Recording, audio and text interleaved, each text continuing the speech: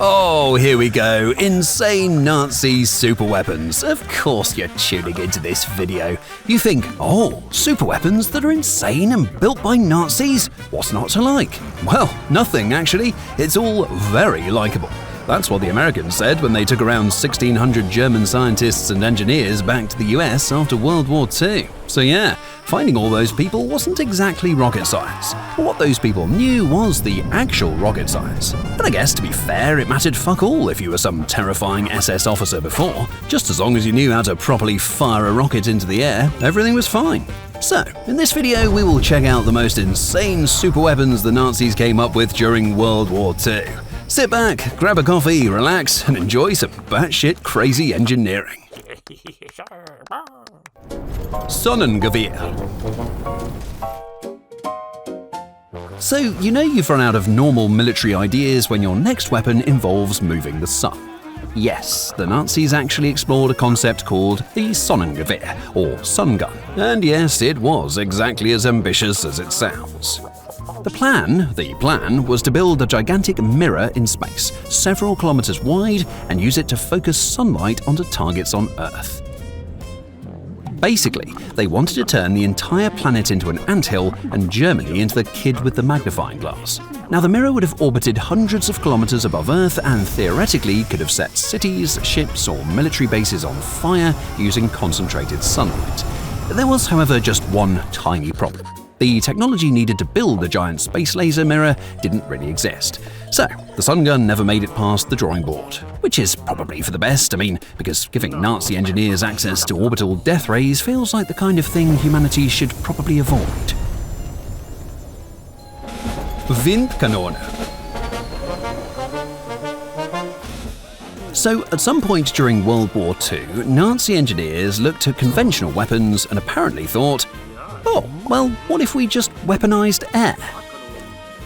The result was the Windkanone, or wind cannon. Now, the idea was that a powerful shock wave could damage a plane's wings, throw it off course, or maybe even knock it out of the sky entirely. The cannon used explosions to create powerful bursts of air, which were then fired through a massive tube pointed at the sky. The Windkanone basically became the world's most sophisticated leaf blower, except there was one small problem. It's hard to blow away anything when it's flying 30,000 feet above your head, and unsurprisingly, the shockwaves lost most of their power long before reaching those enemy aircraft. Additional tests showed the weapon wasn't really very effective, so those Nazi scientists and their Windkanone ended up being dealt quite a blow.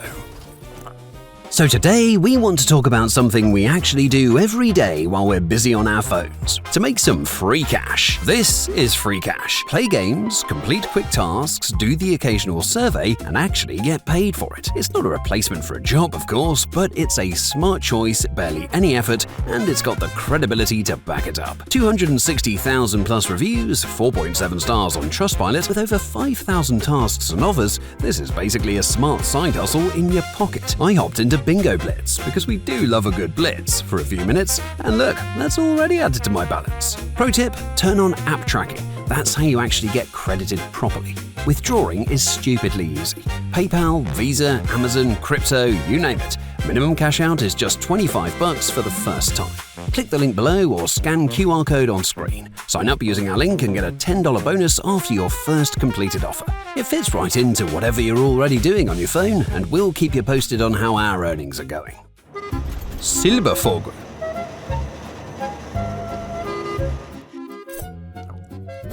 Yes, Nazis and futuristic space weapons seem to be a recurring theme in this video.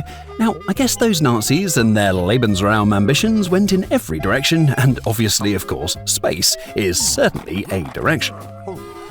And so, of course, a bunch of Nazi scientists came up with the Silbervogel, or silver bird.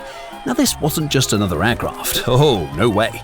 This plan was to build a rocket-powered spaceplane that would launch down a gigantic rail track, blast into the upper atmosphere, and then skip across the edge of space like a stone bouncing across a lake. The Silbervogel was theoretically capable of flying thousands of kilometers and could reach targets as far away as New York before continuing to land somewhere else. There was, however, just one tiny problem. The first thing that was likely to catch fire wasn't the target. It was the aircraft itself, disintegrating in the Earth's atmosphere. Oh, bugger. And as a result, the project never left the drawing board. So, while most countries were busy building better aeroplanes, Nazi Germany was trying to invent a reusable spaceplane decades before the space shuttle. Turns out inventing a practical spaceship to bomb cities on the other side of the world was aiming maybe just a little too high. Landkreuzer P-1500 Monster. At some point during World War II, Nazi engineers looked at tanks and apparently decided they weren't nearly ridiculous enough. Say hello to the Landkreuzer P-1500 Monster. Now this thing was supposed to weigh around 1,500 tons. So to put that into perspective, a Tiger tank weighed about 57 tons. So the Germans basically looked at a Tiger and thought, what if we made it 26 times bigger and gave logistics officers a reason to shoot themselves? I mean, good luck finding a bridge to support this monster. No mum jokes this time, please.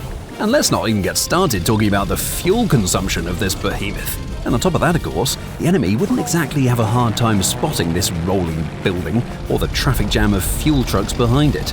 Talk about a chef's kiss target to pound from the sky.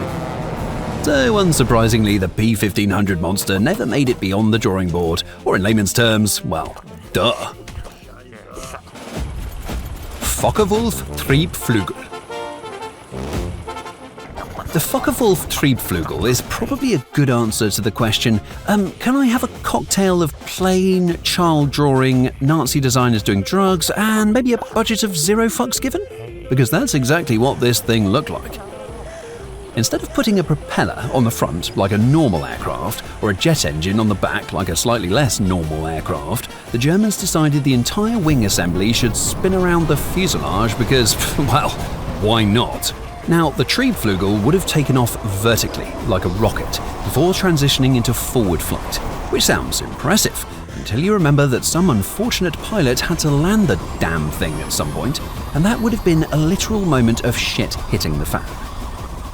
Needless to say, the project never made it beyond the design stage. I mean, they might as well have asked the guy to land a flying fucking blender. The Kugelpanzer. Now, I don't know what those Nazi engineers were really thinking about with this apparatus. I mean, a one-man tank, basically a reinforced Zorb ball. Whatever the plan was, it didn't really work. What a shocker. So this strange rolling apparatus was basically a reconnaissance vehicle, or at least that's one of the theories. Inside was room for one operator who drove, or rather rolled, the vehicle around, and through a small slit in the front, he could observe the battlefield. Okay, so one problem right off the bat was that plenty of enemies were probably observing you as well, and so you decided to show up on the battlefield driving around in what was essentially an armoured testicle. Not very subtle. They see you rolling, they hating, and at this point probably also shooting at you. Only one example of this design was probably ever built, and for some reason the Germans shipped it to Japan. Eventually the Soviets captured it and put it in a museum somewhere.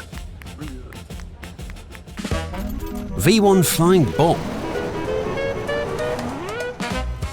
Did someone say cruise missile? 9. V1 rocket. Well, basically it was the same thing.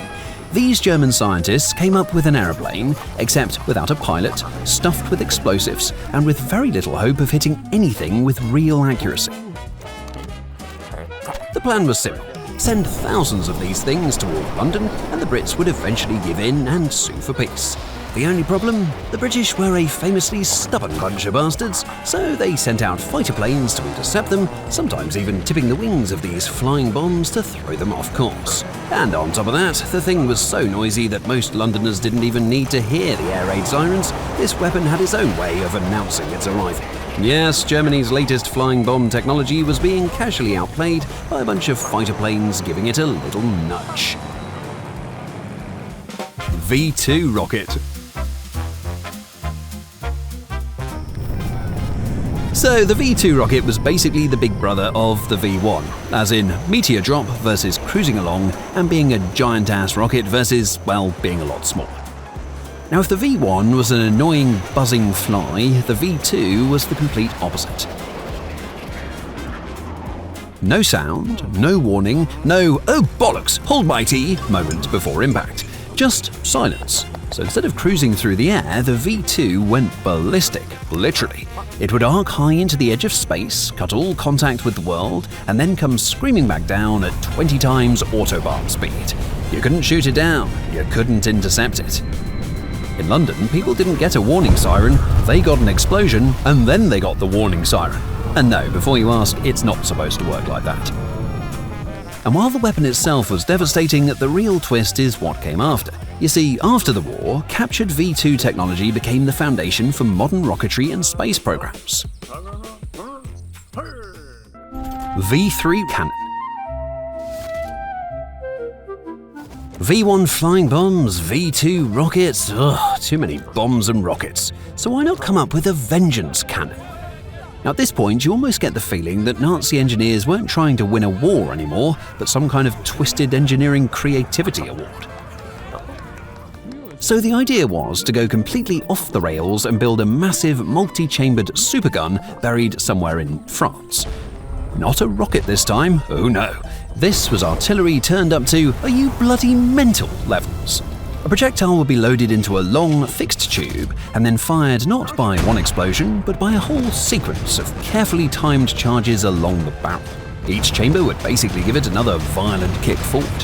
However, by the end, the only synchronized explosions were caused by Allied bombers who had a habit of showing up uninvited and rearranging German engineering projects into modern art.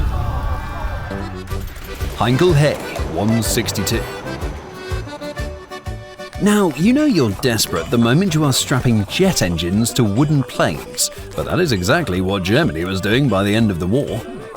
They called it the Volksjäger, or People's Fighter, although a better name would be No-Budget Left Fighter or Fast-Flying Third Jäger. So why did they build it in the first place? Well, for starters, materials like aluminium were a luxury material at this point in the war, just like steel alloys, copper, rubber, nickel, chromium, so wood and rusty nails it was then. Well, let's fucking go, I guess. Now, at this point, anything that could fly and not immediately fall apart was considered a technical achievement, and Germany didn't want a shit fighter today, they wanted it yesterday. Not that it really mattered, because both days were too little too late to change the outcome of the war.